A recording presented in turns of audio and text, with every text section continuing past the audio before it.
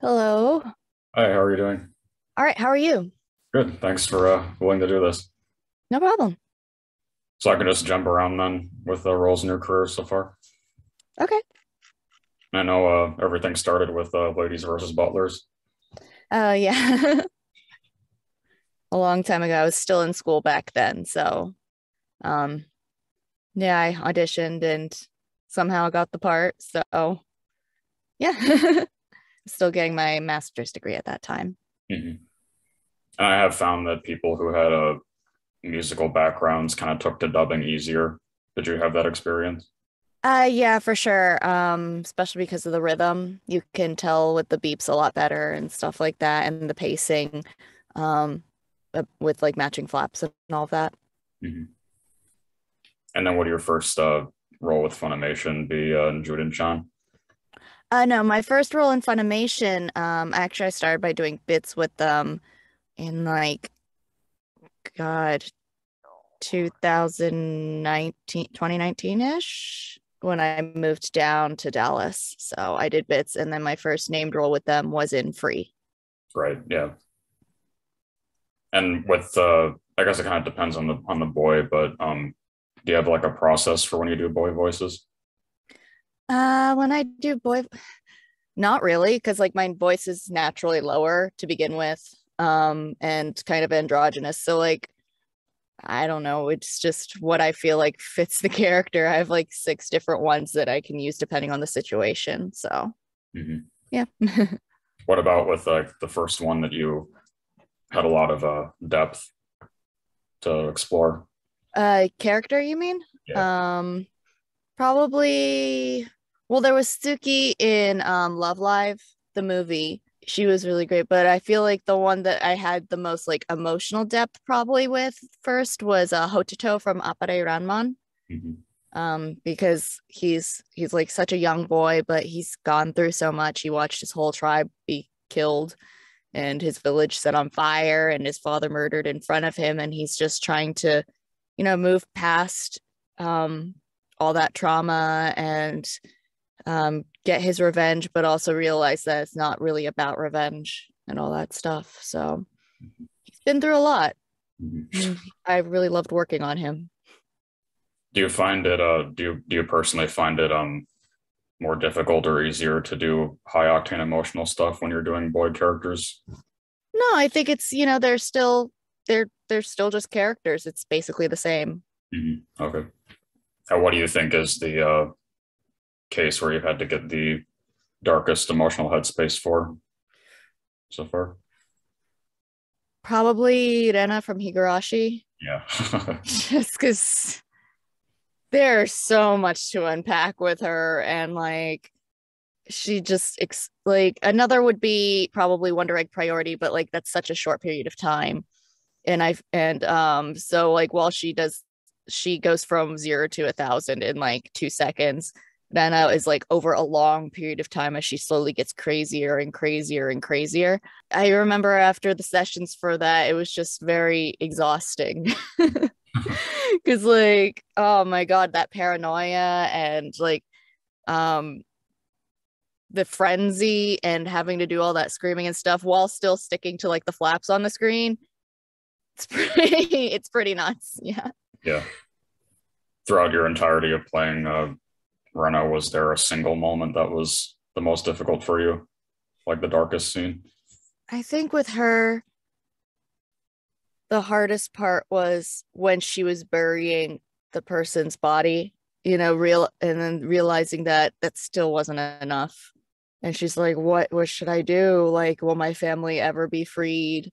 And that like it wasn't one of her like explosive moments, but it was one of those moments where she was just so she had gone over the edge to the point where there was nothing. Right. So it was just emptiness and like loss. So I think that was probably the darkest part. Is there anything about her that you can relate with? I mean, I love cute things and like bringing them home. Um, but I guess, yeah, I mean, I just want to try harder. I mean, I'm not going to murder somebody for it, but yeah, I just want to my my family to have a good life. I want my cat to have a good life. I want to be able to do the best for the people around me, and just got to work harder. Mhm. Who do you Just think? without the murder. Yeah. Yeah. Who do you think that you relate the most to with who you've played then? Oh man. God, there are just so many characters. Motoko from Horimiya. Okay. I mean, it's more of a. It's because like she just tries so hard, but there's like this moment where you realize that trying so hard, there's only so hard you can try, Mhm. And I have felt at a loss many times, especially when I was studying music, where it's like I'm practicing so hard. Why can't I get better? Why isn't this going better? Mhm. So that despair in your own ability, that's something I identify with a lot. Do you think you have a personal preference for working on a darker opposed to comedic? Or You know, I do like being able to dig into those characters, but at the same time, if I'm just sitting around working on dark stuff all the time, it gets really depressing. yeah. And there is something, nice about not having to deal with depressing stuff. I think Orient is a lot of fun because my character, yes, she goes through a lot of depressing stuff. Actually, I probably identify with her a lot too. Um, her story is very dark. She's been manipulated her whole life, but at the same time, she manages to stay lighthearted at times, even if it's just like a mask. Mhm. And so, like, playing her is really great because I get to have fun, but also really get to dig into her character. Mhm. I did personally think it was cool too that you said that some of your biggest influences are Megumi Ogata and Manami Takayama. Yeah. Oh man, I love them so much. Yeah, my like Megumi Ogata's Kurama Mhm. from Yu Yu Hakusho is just like the ideal. It is like my icon, and like Minami Takayama as Hao from Shaman King and as Conan from Detective Conan. It's just fantastic. Yeah, I actually based a lot of my voices around them when I was like first building them Mhm. because they have like the rounder feel to the boy voice as opposed to like something scrappy. It's like something with more depth and yeah. Mhm. Yeah, I think whenever it does happen with the new Rurouni Kenshin series coming out, I think it'd be cool if you played Kenshin. Oh man, that would be a dream. I would be like floored to just read for it, to be honest. I love Kenshin. Were there when you were starting out too? Were there, or if there still are, English voice actors that inspired you a lot too? um, Colleen O'Shaughnessy. Yeah. Um, yeah, I another thing that got me really into wanting to do voice acting, particularly for video games, is Tales of Symphonia. Okay. So Genus from Tales of Symphonia, and also Brienne Siddall as Mythos. Hmm. Those were yeah so inspiring. Tara Strong as Presea, and like watching Teen Titans when I was young. Yeah, I love them so much. They're so talented and incredible, and just look up to them a lot. And I know with Show by Rock and D4DJ that you got to sing for anime. Has there been any other instances where you've got to do that? I think like little things here and there I have been able to do, and also in the last season of Fruits Basket, there's this choral section, Yeah. the graduation song. So I was one of the singers for that. I've done some music directing for some anime as well. That's not me actually singing, but I got to direct them. So yeah, I'm trying to think of any other instances, but I mean, I've like done a little bit of humming for Orient. I did a little bit of singing in a project that hasn't come out yet, but yeah. Okay. So like here and there. When I have a voice that I'm working on, the way that I know I have learned how to do the voice is that I can sing in it. Okay. Yeah, so that's actually a big part of my training and my warm up and stuff like that is singing. So it's basically just another aspect of the voice for me. And was directing always something that you wanted to do too? I actually had never really considered it before. I had first started shadowing directors so I could learn how to act better. because Okay. I felt like I wanted any chance to improve my acting and grow. So I just wanted to see how the directors would work with other actors and how the actors would approach it. And somebody, Michelle from Studio Nano, just messaged me. She's like, "Hey, what's your schedule like?" This was like about a year ago, and I was like, "Yeah, it's pretty open right now." She's like, "Great, you want to direct a show?" And I'm like, "Sure." So I kind of fell into it, and it's a lot of fun. I've learned so much from the actors that I work with, and I just really love the process and creating something together. It's just really cool. So I'm really glad that I fell into it. So this is going back to your roles. Everybody else that I've talked to who was in Pokemon Masters didn't audition for it. They were just given a part. Was that your experience too?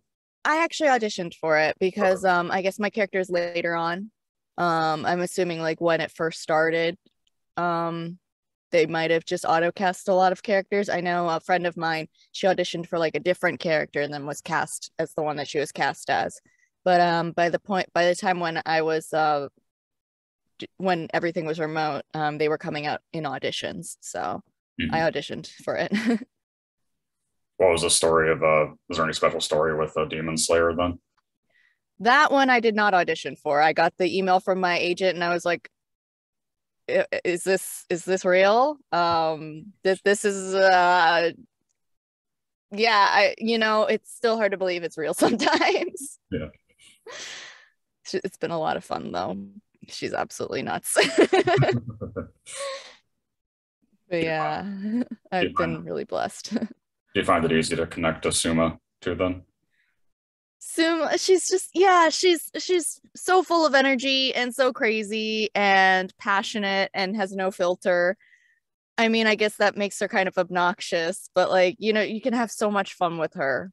Mhm. And yeah, she is obnoxious. She is annoying, but like she's just unabashedly her, which I love. And she's just so over the top. It's just been freeing and fun. Mhm. Because like so many things are like so many projects they're like, yeah, we want it to be realistic and grounded and stuff like that and like very deep. And Suma is just she's she's just fun. She's Yeah. just a ball of energy and I can be crazy and not worry about being grounded. And then the director will be like, even more. And I'm like, great. And are you still physically based in Texas? Yes, I am. Okay. Yeah. That's actually pretty interesting since even though I know most everything is still done virtually, but that you've had like a number of parts and mostly LA based dubs lately. Yeah. I'm super grateful like that they're willing to use me that much. I feel so honored that they like my work and that I'm able to like audition for these projects because it is really hard to get into the LA market. I owe a lot of my career to like Bang Zoom and Mhm. those projects. 'Cause, yeah, Yeah. What's been your experience on Eden Zero so far? that was a lot of fun. Amira is just such a different character than I usually get to play. Right. That I got to tap into a different side because I'm usually like cute or small and happy or energetic, and she's just so sassy and her outfit is so out there and she's like the femme fatale. So that was a lot of fun. And then I remember I got another time I got scheduled, it was like Anne Maria, and I was like, okay, it's probably just like a bit part or something. And then it's like, no, this is another character, like an actual character in the scene right afterwards. I remember I was so surprised that it was like a returning character, and I had a lot of fun with her too because I got to use closer to my natural range, Yeah. which I rarely get to do unless it's like a boy. So yeah, it's been a lot of fun. I worked with like two different directors on that project, and yeah, they've been great. Can't I hope we get to work on more of that soon. So Mhm. we'll see what happens. I did think it was really cool that you got to be in Talentless Nana too. Yeah, Michiru, she's wonderful, and it's really great because she has the same Seiyu as Rena. Right. So yeah, when there's that scene in episode 10 or in episode 9 where her voice drops, I was like, oh, there it is. There it is. There's the Rena thing. Yeah. That was a lot of fun. Yeah, Michiru, she's just so sweet and adorable and also over the top, but like yeah, she's just so pure and I just want to protect her so much. And I was crying so much in the last episode. Hmm. She's just such a good girl. I want to take her home. Was it this is probably obvious too, but was there any like significant emotional involvement when you were working on Shadow's house? Yeah. You know, Kate is such a different character, one because she doesn't have flaps, and two because she's so reserved that you don't really know what she's thinking half the time. Mhm. And but like she actually has such a big heart and she seems to be like the most cold-hearted out of all the shadows because she's just but like she you could see she cares in her small gestures in the way that her voice softens when she's talking to Emilico and stuff like that. And then when and then in episode like 11, 10 or 11 when she was force feeding her the drink and like that when she actually you show her start to herself start to unravel because she's just so worried about Emilico. That was yeah, that was a very difficult scene to do because it was just so sad, you know? Mhm. Like you my heart hurt for her and like how she had been so happy that Emilico had gone into her own and then it seemed like they were back to square one and how she doesn't want to hurt her, but she has to hurt her to help her. And just that conflict finally coming to the surface, the conflict that she's usually so repressed and in control, and just seeing her unravel like that is it was a really deep experience. Mhm. Yeah, I love Kate. She's perfect. Was that technically was that kind of more easier to act in considering there weren't flaps? It was both easier and not because when it's freeing, you have so many more options Yep. and you have to you don't get to look at their face for cues. And so you can't be like, okay, so they're kind of squinting or their eyebrows are going down, they're feeling distraught or something like that. You had to do it all through the voice Mhm. and you had to convey all the feelings through the voice. So in that way it was harder. Mhm. Is another tragic character, but is there much of a story with 86? 86 not much because you know there're just so many members of that the squads and stuff like that. And but you know what I liked what I got to see with her, she was nice and cheerful, teasing, and that's like what's so tragic about the show is that the bits that you see, you know, you really grow to love them Hmm. and then like 2 seconds later they're dead and you're like, great, well, why? And it's like, well, that's why. Yeah. They show you just enough so that you want to know more and then kill them. Hmm. A beautiful show. I'm really honored that I was able to even be part of it. Hmm. That's another cool role, Shanghai and Sunny Boy. Yeah, she was interesting. She was really cool. Yeah, in the Japanese, she speaks kind of gibberish. Hmm. It's kind of like they had her speak Japanese and then they like made it go backwards and then jumbled it up. But we weren't really able to do that in English really ish when it's dubbing because like they do it prelay and then they animate it to it. So and they called it Shanghaiese, but it wasn't Chinese or Shanghaiese. So we were like, well, we shouldn't really do that. So Hmm. we just gave her like a really light accent because that seemed like the most polite way to go about it, Hmm. you know, the most tasteful way to go about it. And yeah, that show was crazy, really interesting to watch. I had actually watched the first few episodes before I was cast in it. And you know, it's so different from other stuff. Right. Yeah, I really enjoyed it. I need to finish it sometime. Yeah, it's really good. I've just been so busy.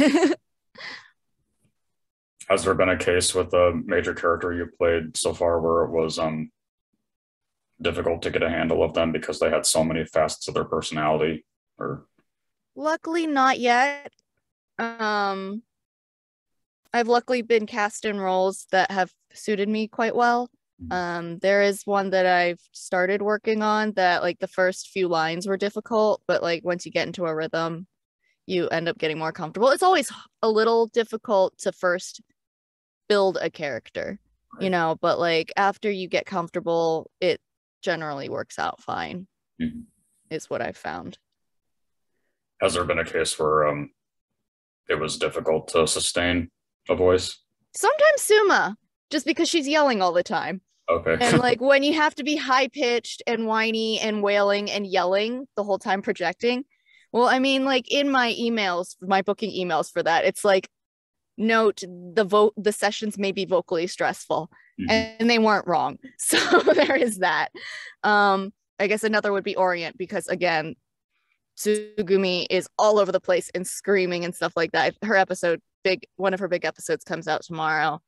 And like if you see it, like she goes all over the farm with that. Like she's like all mischievous and mugging them and doing the sexy thing. And then the next second she's like, oh my God, I'm gonna get caught, and runs off. And then suddenly she's all cute and happy. And then she's like all submissive and like having a panic attack. And it's all over the place. So like sometimes it's hard to sustain through that, but at the same time the J doesn't either. And when they do like different facets like that, their voices change. It's like with Rena, Yeah. like she doesn't keep the same cutesy voice when she's crazy. It's like you meld into something else when you're going through that facet of it, and that makes it feel more raw. Mhm. So Yeah. luckily there is that. And what's been your experience on Heaven's Official Blessing? Oh man, that was a dream come true for me, because I've been a fan of the author's works for years. I actually read them when I was dealing with a lot of depression down when I first moved down to Texas, and was worried about my career, wondering if I made a mistake in moving. When I heard that it was going to be dubbed, and I auditioned for it, I didn't really expect anything out of it because it was a huge audition. Like so much, they auditioned so many people on it. And then like episodes were being released, and I had made peace with myself that I wasn't going to be part of it. And then like 2 weeks before the episode that she's in released, I got called in to record her. And Oh, like I remember being like, oh man, this isn't real. Even while recording it, I'm like, this isn't real.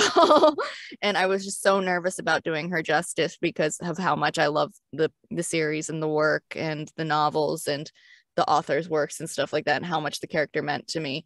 So yeah, it was a lot of probably self-induced pressure, but it was really fulfilling. And even though she wasn't around for that long, she comes back here and there in the novels. So possibly in the series, we'll see. But like, she has a really sad story, like everybody. What's really great about the novel is that even the characters that show up for a little bit, they all have such tragic stories. yeah.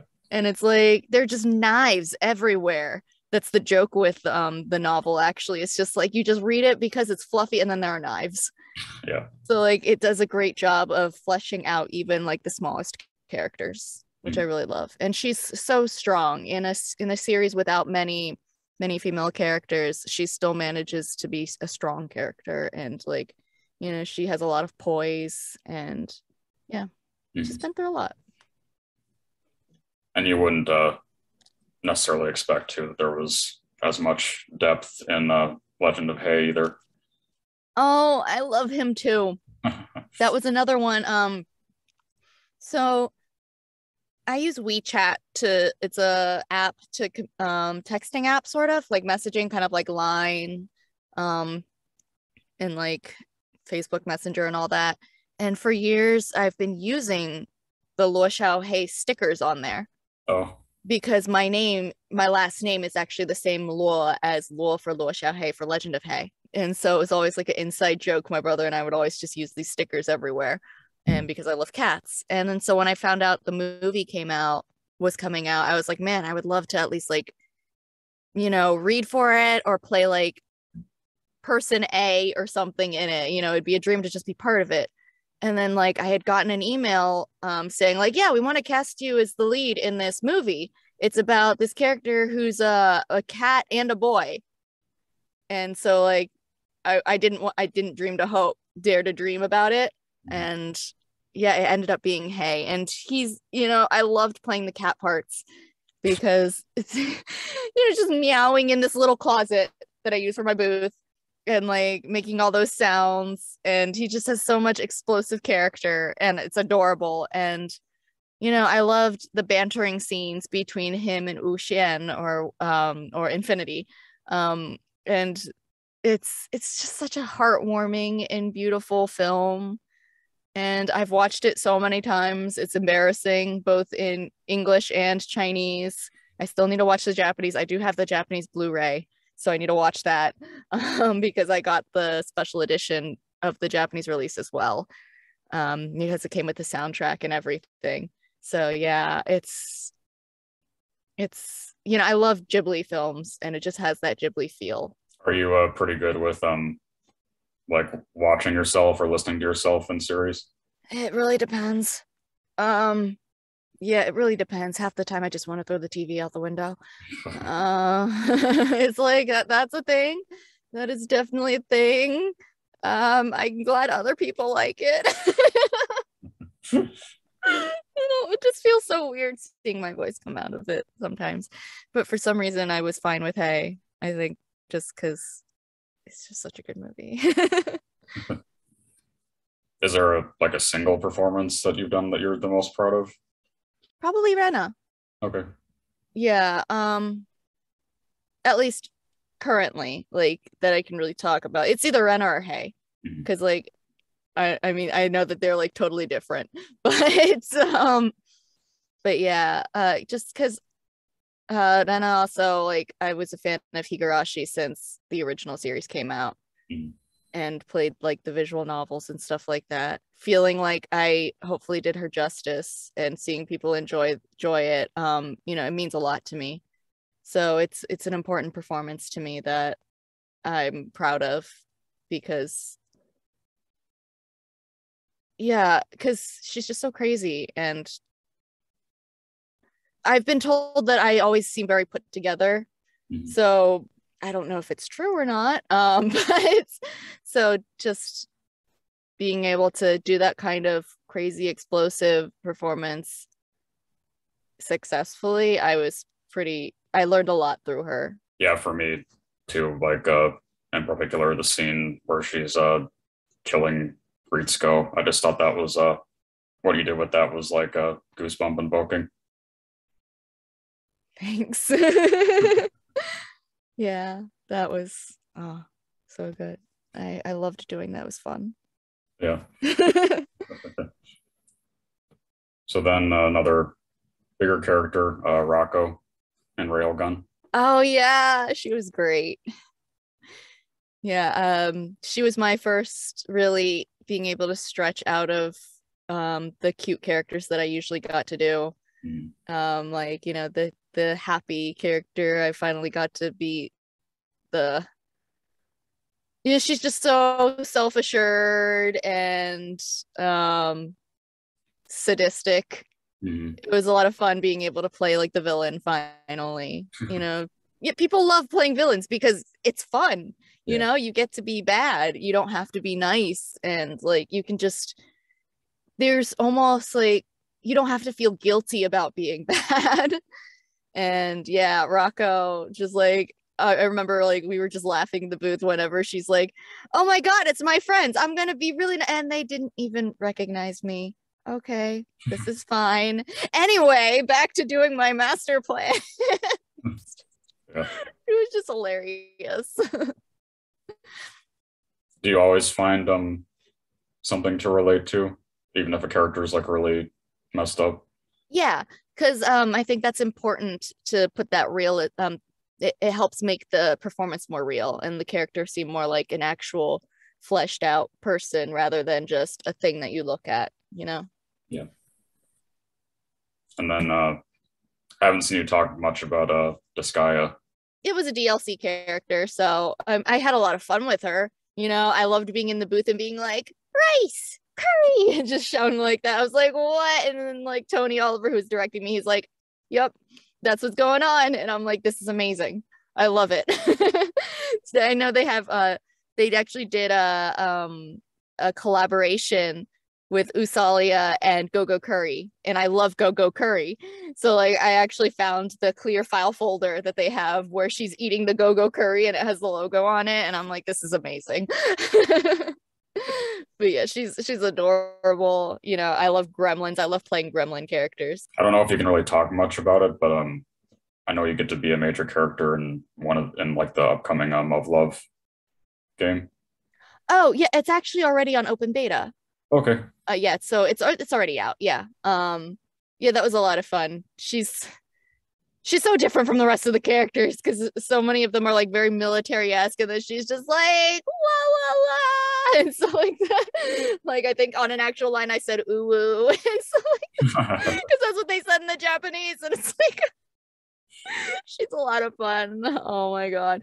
You know, it reminded me when I was recording Suma, it reminded me of her because of the whole like where Suma's like, I'm trying my best, but like, don't get your hopes up. We're like, or at the same time, she's the same. She's like, yeah, you know, I'm only really good at sniping. I'm really good at sniping, but don't expect anything else from me. Yeah. And the cat ear hair, I love. Yeah.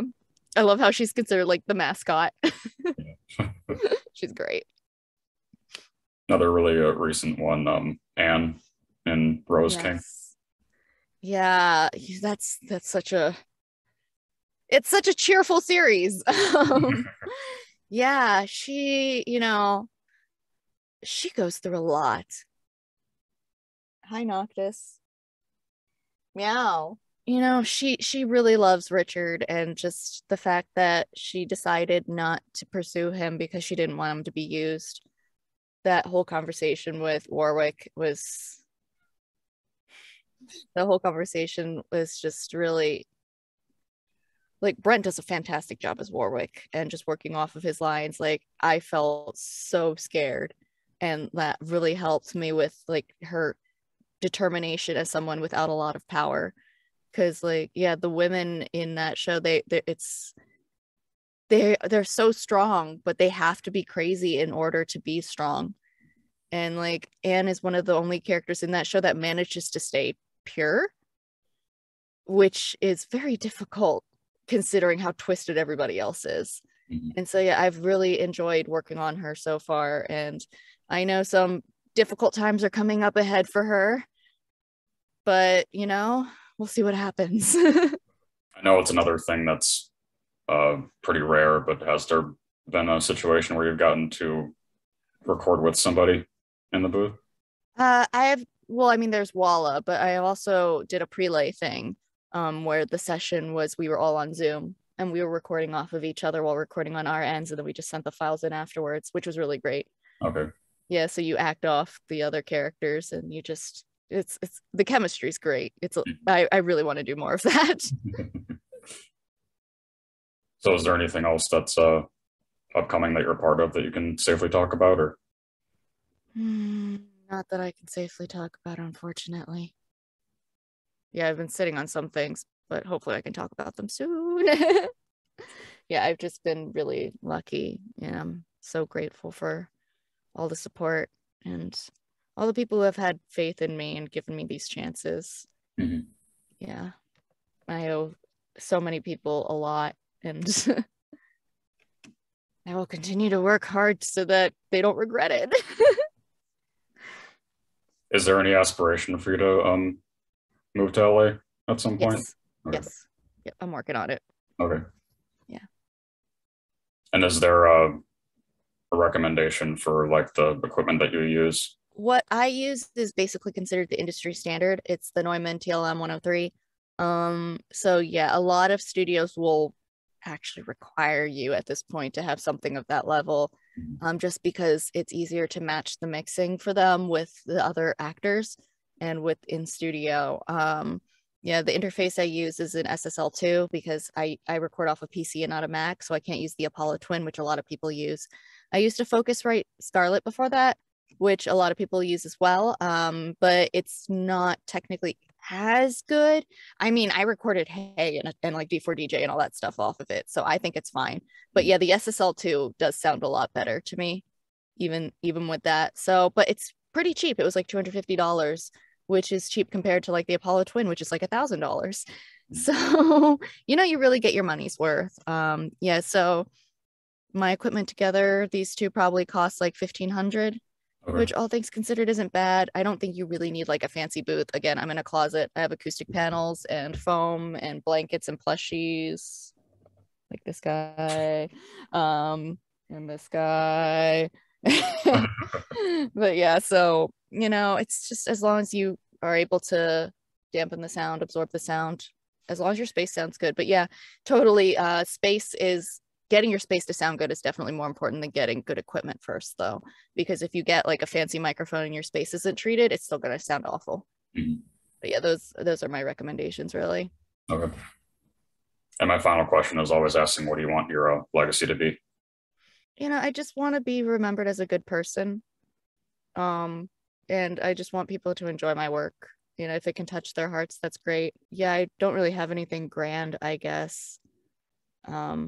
I feel like such a small person, really. But yeah, as long as, somebody, I would love to help somebody with my work. If it can make them feel like comforted in some way, or if it can make them feel better at the end of a long day, then I'm happy. Mhm. That's really all that matters. Well, thank you. I'm glad that you got to do this. Yeah, thank you so much for having me. I'm sorry for the ghetto setup. Oh, no, it's fine. Thank you so much for talking to me. I had a lot of fun. Okay. Bye. Take care. Bye.